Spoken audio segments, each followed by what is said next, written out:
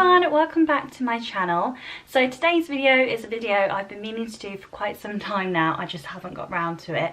It's one that was actually requested. It's everything that I would recommend taking on a cruise holiday. So I'm going to be going through everything that I take and things that were recommended to me and things which I've picked up along the way which I wouldn't travel now without when going on a cruise. Now these aren't in any particular order, but these are the things which I usually always take on a cruise holiday. They're things which just help make life a bit easier while you're away, means you don't have to buy things maybe at a more expensive price. So I'm just going to get straight into it. If I look down at all, it's because I'm looking at my phone. I made a list of things which I always take on a cruise holiday, so hopefully it'll be useful for you. I always forget to do this, but if you like this kind of video or like the cruise vlogs or holiday vlogs, then please hit that subscribe button. I think we're nearing 450 subscribers, which is mental to me that there's people out there who are subscribing and watching, so thank you so much for doing so. And yeah, let's get into the video. Okay, so like I said, these are things which I usually always take on a cruise holiday. So let's go through the first one. So the first one is in this box. I've got a few of them with me and some of the other things I'll just chat through. This one won't be a surprise to people, but a travel adapter. I know a lot of companies and hotel rooms and cruises etc are starting to use USB plugs more, but if you're on an older ship, for example, you might find there's not many plugs in the room at all, let alone USB plugs. Now this one, my partner got me this for Christmas one year. It's really good because it's a multi-way one, so the options on the side are for EU, UK, USA/Australia, and basically you just filter to whichever one you want and then retract it. Same with like the UK one, etc. So you can see. But the good thing about this is that at the bottom there's 4 USB ports. Hopefully that will focus. There we go. So you can see that you can just plug in anything. It means you need to take less plugs, and it's really helpful for when, you know, you're charging your phone, maybe your watch, maybe a camera, a battery pack, anything like that. They're really useful. I don't tend to leave stuff, like multiple things overnight plugged in, maybe a phone and watch charger, but I do keep an eye on it. But it's really useful as there's all those USB ports, so even if there's only one plug in the room, you, your partner, whoever, can both charge your phone, cameras, etc. It's really useful, so I'd highly recommend one of these. I would imagine this is from somewhere like Amazon or something like that, but yeah, really recommend. I know some people sometimes take extension cables, but I don't know if you're actually allowed to take them or not. If someone could let me know, please let me know. But these are really good, and yeah, really good because you can use them in any country basically. Feel really out of practice with talking to the camera. So another thing which we usually take if it's a warm holiday, but to be fair, even if it isn't, we'll still sometimes sit on the sun decks and just chill. We have these clips, which I think they're packed away at the moment, but we have these clips that you can clip on the back of your sun lounger with your towels so they don't go flying everywhere when you stand up or anything like that. We've just got ours from when we've bought them in the Canary Islands before, as it's quite breezy there, and then we just pack them in the bag and then pop them on. Just means that your towel's not going anywhere. Something really simple, but is really useful as well when you're windy at sea. Now the next thing that we only took on our most recent cruise because we didn't know about it before then is something called crease releaser. So this is one that we have used, the Lenore one, but I was watching Becky's vlogs and covers all like Orlando things, and they said that Marks and Spencer's do a version and they do a travel version as well. So I'd be tempted to get one of these, as these are quite bulky bottles. But what these are basically is you hang up your shirt, whatever it is that's slightly creased, and you give it a bit of a spray, bit of a pull, and the creases drop. And we found that because we like to get dressed up on the formal nights and things like that, this is really useful because there was no irons in our rooms. So we always take, now on holiday in general, the crease release, but I am going to try and find the M&S one and see if that's any better as well. But we have to say this has been really, really good. We also have a travel steamer, but again, I'm not sure if you're allowed to take those on cruises, so this is always a really good option if you want to get rid of some creases in clothes. And we always, everyone in the family was going for this on holiday. It's just really useful, so I would recommend those. I think we got this one from B&M maybe, but I have seen it in Asda as well. Haven't seen it in our local Tesco's, but really good, and it does last a while as well. The next thing is probably something that you would take on holiday anyway, but Paracetamol and plasters are really useful when you've been going on long excursions or if you've got a bit of a headache, because yes, you can buy them on board or maybe when you're at one of the ports, but I guarantee you'll probably pay a lot more than what you would do than just bringing them from home. So we always make sure we take blister plasters, like normal plasters of all sizes. We always make sure we've got paracetamol, Lemsips, anything like that, because you'll pay a premium on board. They do sell them, like I said, but anything like that with Strepsils, just have a bit of a medical kit in case you need anything. It's better to have it and bring it home than not have it and need to pay higher prices for things which you know you can get cheaper at home. So something which you probably take anyway, but we always make sure our medical kit is up to date. Something else which we take on a cruise holiday in particular is a refillable water bottle. So sometimes we have drinks packages, sometimes we have non-alcoholic drinks packages. It all varies really, but I've seen a lot of people with refillable water bottles so that they can take it off the ship when we dock and everything, and I think it's really useful because sometimes you just need a drink in the room, or you just want to take one out with you, so I'd highly recommend taking a refillable water bottle, just so you can stay hydrated. Something which I bought last year after seeing a few different people in vlogs have one, particularly when they've been to somewhere really hot, are these, which are a rechargeable fan. They have about 4 or 3 different variants of settings of how quick it goes, and I do have to say on our last cruise it was quite hot and these were a lifesaver when you were getting on and off from excursions, when you were waiting around and there isn't much shade. Even if you were just sitting eating, you can kind of flip them so they're just sat.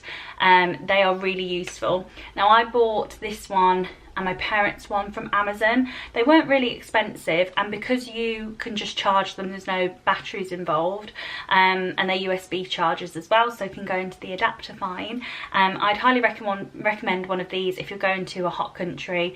We've got a few holidays coming up where they'll be warmer. Oh, I've just turned the fan on, so you can see. So that's the low setting, medium, high, and then off, so there's 3 settings. Didn't mean to do that, but yeah, we're going on holiday to a few warmer places, so we'll definitely be taking these rechargeable fans. For a cruise, you might find sometimes the offer that you've booked with means that your tips are included, although I know Celebrity have now removed that from one of their options. So we always like to make sure that we have some cash for tips, if we want to leave any for the steward in the room or just anyone that we see really. Even if you pay for the tips on board, it's just useful having that bit of cash, and just check maybe before you go what currency the cruise line prefers, and we just like having that bit of cash on us just so that we can tip as and when we want to, as well as paying the tips that are on board. So that's really useful.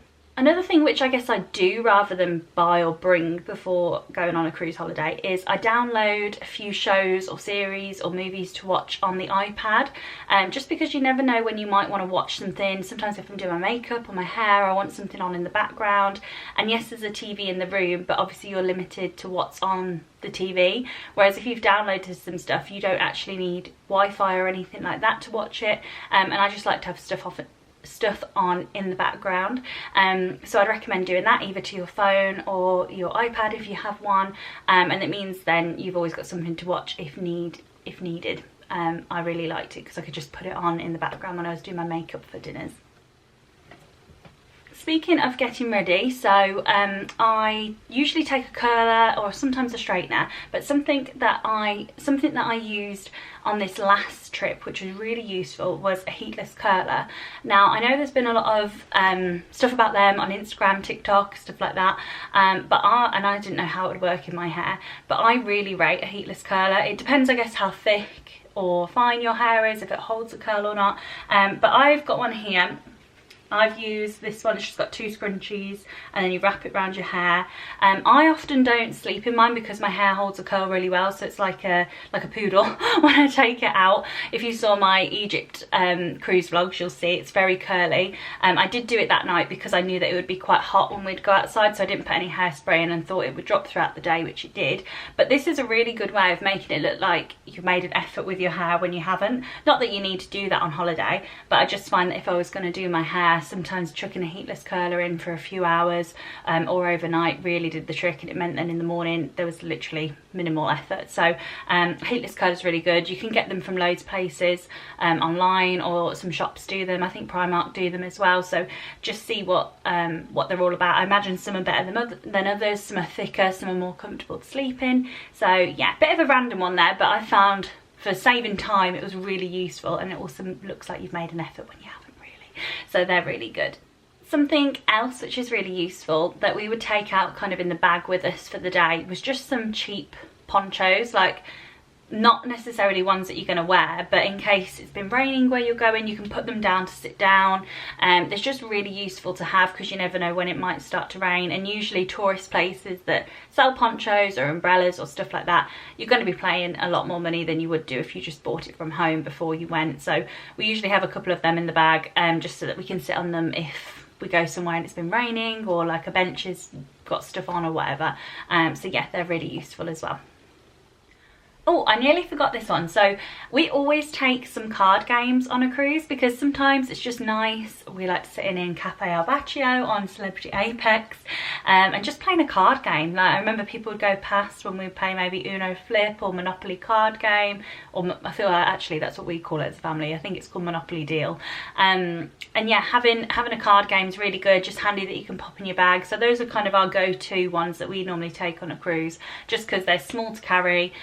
Everyone can join in and they're a lot of fun. So I'd highly recommend some card games if you can fit them in your luggage. Other things which I know others take, I've not taken them before. So one of those is, I know some people take like a portable washing basket, which if they've got the room, that's fab. We've never done that. Usually what we'll do is empty obviously the cases and pack them all away, and usually we'll just reuse a case and put the dirty washing in there, and then we know when we're packing, right, all of that that's in that case needs to be washed when we get home. Sometimes you can wash stuff on the cruise ship as well, so some have a laundrette, or sometimes you can pay to have it pressed, cleaned, etc. But obviously that's an additional charge. But that's what we do. We just empty all the cases, and then one of the cases will have all the clothes that have been worn in.